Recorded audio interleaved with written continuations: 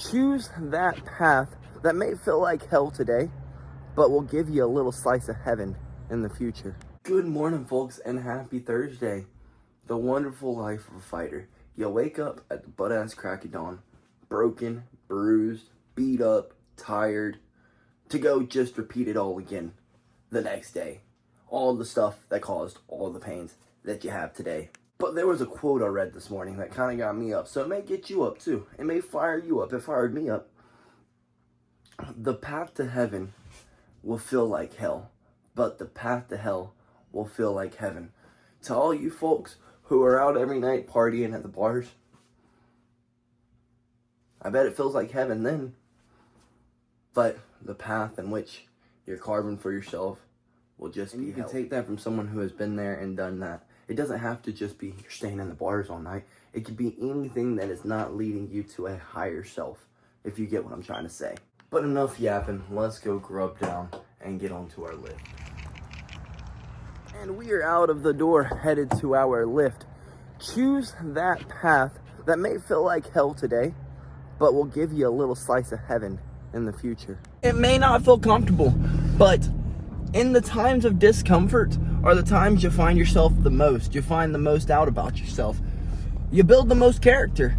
And in life, you want to build the best character you can possibly build, right? Like, it's like a superhero. Your life is like you creating a superhero. And you want to create the most powerful superhero you can possibly create.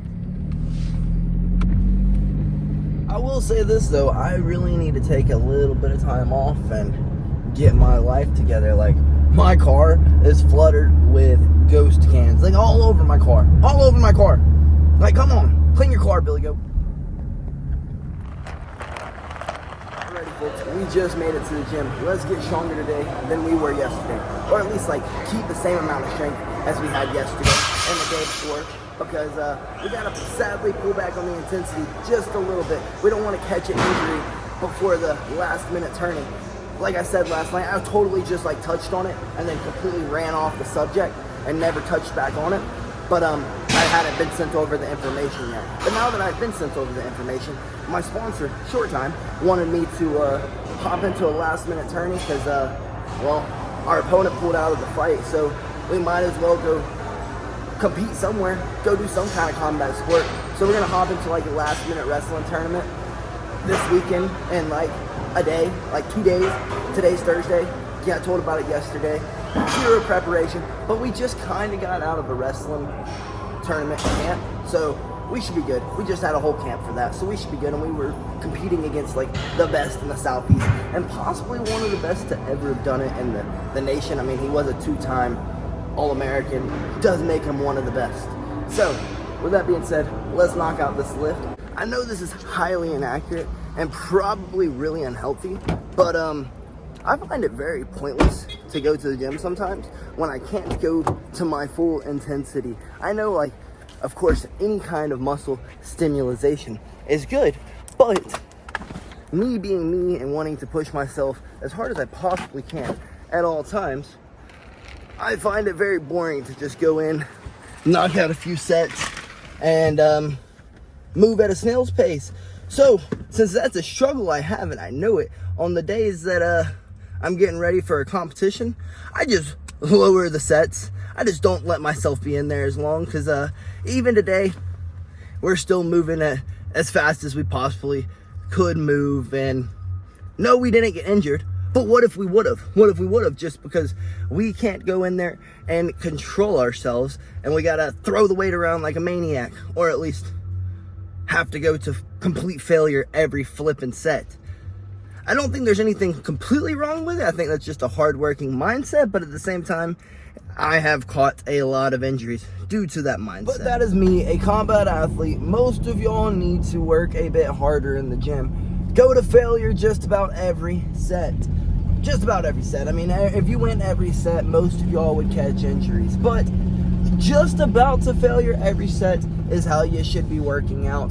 But if you're an athlete, traditionally I tell my athletes to probably not lift that week. How much weaker are you gonna get in a week from not lifting. Get a little bit of muscle stimulation, but like, don't go balls to the wall while you're in there. Don't go balls to the wall.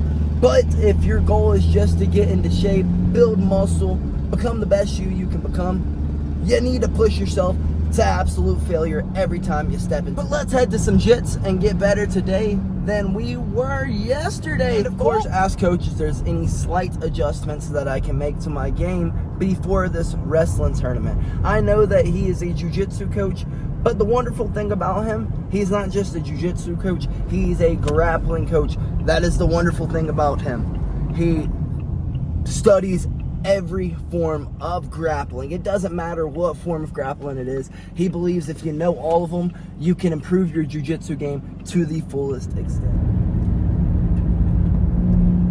Folks, you do not know how excited I am to compete this weekend. I really thought I was about to have to wait another 6 months, 2 months, 3 months until I found either another tournament, a super fight, or an actual fight, and have to go through all that preparation again. But nope, my sponsor came in flipping clutch. Not only do they hook me up with the best gear, but they also hooked me up with a tournament this weekend. Like, that makes me happy. Now I get to compete and not just sit on my butt and train. You know what I mean? I mean, that brings me excitement. I live to compete. I live to prove myself. And I don't know what I'm proving. I have no idea. I have nothing to prove. But I just want to prove myself. To myself, I guess you could say.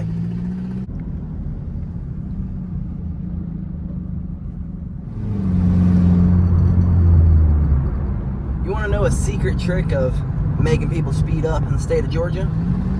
Get up beside them like you're going to pass them, and they will flip and fly. But as soon as you get back behind them, folks, as soon as you get back behind them, they're going to slow right back down. But you just get back into the lane beside them, and they'll speed up for you. They'll speed right up. I promise. It's a trick. I try it every day. I use it every day.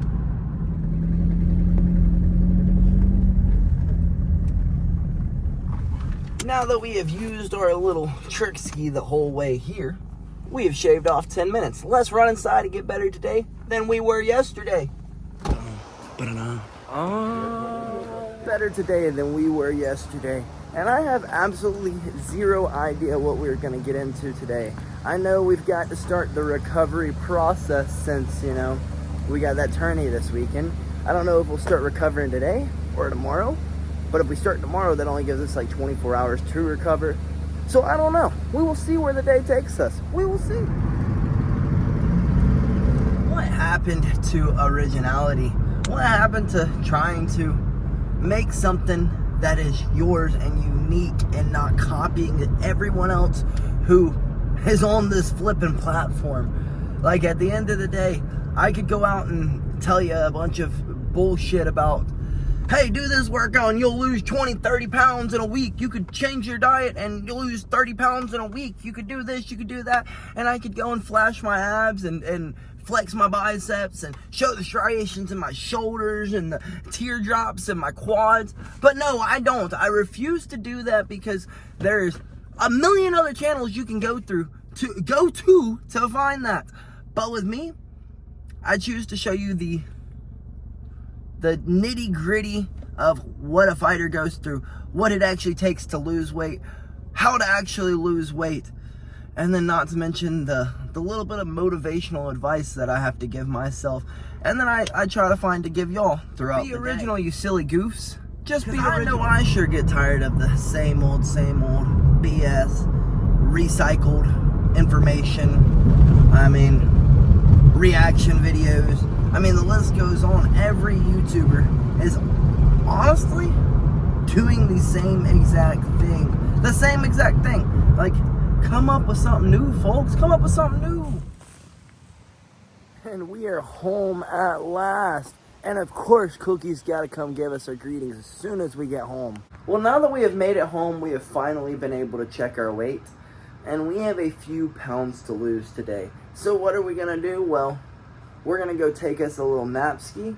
Then we're going to get on the game. Then we're going to go hit a run and the sauna. And then go right back to bed. Because I haven't had to cut like a wrestler in a really long time. Not knowing that I was going to be competing. And just going and cutting weight. So This will be fun. Cutting weight for a wrestling match and cutting weight for a fight are two completely different philosophies. Because you get like months to prepare for the fight, weeks to prepare for the fight.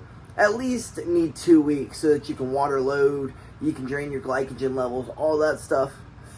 As a wrestler and you have to cut weight in 2 days notice, you just gotta be tough. So I guess we're gonna have to be tough, folks. And that nap hit the flipping spot. But now we've got to kind of boogie on to the sauna session because we got a few pounds to lose. So I guess we'll get the gaming in after the sauna session because I kind of want some dinner tonight. And if I don't go now, well, the gym's going to be closed and I won't be able to hit the saunas. So let's run, go hit the sauna, go grub down. And if we still have energy after, well, we may be on. But we got like a whole 8 pounds to lose, so we will see y'all after those 8 pounds. Well, let's get in here and lose our few pounds so that we can get back home, eat a little bit of soup, and then get on the games with y'all, because I really don't want to go sit in the sauna, nor do I really want to go cut this 8 pounds. But it is what it is. It is just part of the game. And if you can't enjoy every part of the game, find a reason to enjoy every part of the game, then you might as well leave the game. Well, I guess let's get a little sweat primed and then head to the sauna to, well, dehydrate ourselves as much as we can. Nice little sweat prime. Let's head on to the sauna and sit the rest of this weight out. 9 pounds gone. Well, let's get home and recover just a little bit. Since we've gotten most of the weight off, now at this point, it is just about being smart about what we eat, being disciplined, being tough, and not gorging ourselves. We'll eat a little bit of soup because, well, soup is, in my opinion, a little bit more filling for the amount of weight that you're going to be able to eat. And not to mention, like, you get the liquids in there with the food and the nutrients, so, like, you get a double whammy right there, you know what I mean? You get what I'm trying to put down, folks? So I guess now it's just to be tough. Gotta love last minute weight cuts. Traditionally, I have like a whole month to like get my brain right. Now we're just sporadically hopping into this tournament and cutting weight.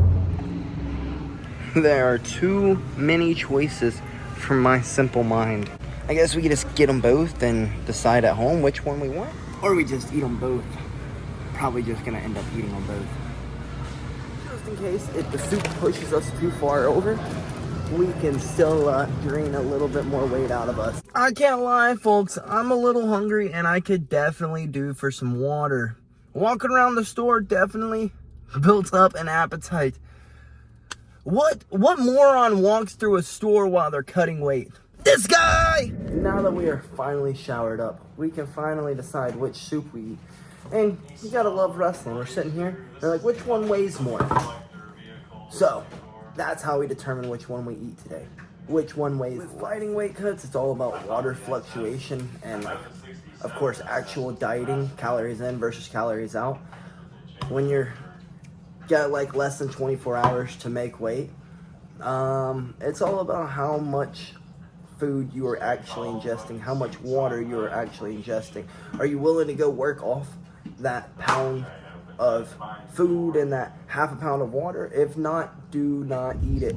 Well, folks, now that we are satisfied, I wouldn't really call it fat and happy, I wouldn't really call it full, but we are satisfied, we can finally call it a night. And folks, with anything in life, it doesn't matter what it is. There are sacrifices that are going to have to be made. My sacrifice tonight that I'm making is I get to go to bed with a little bit of more room in my tummy than I usually would like. Now, I'm not starving. I'm definitely not starving, but I would like more food. I would like more of my belly filled up, but we can't do that because, well, we're taking a last-minute tourney, and the sacrifices for a last-minute tourney is you gotta cut weight last minute, and cutting weight last minute means you didn't prep your body for the weight cut, so there's sacrifices that have to be made. I mean, anytime you're cutting weight, there's sacrifices that are being made, but tonight, we're going to bed just a little bit hungrier than usual. But with that being said, folks, I guess we're gonna call it a night. After we finish Chapter 6 of Dead Space, be there! I almost forgot. Good night, folks, and BillyGoat flippin' loves ya.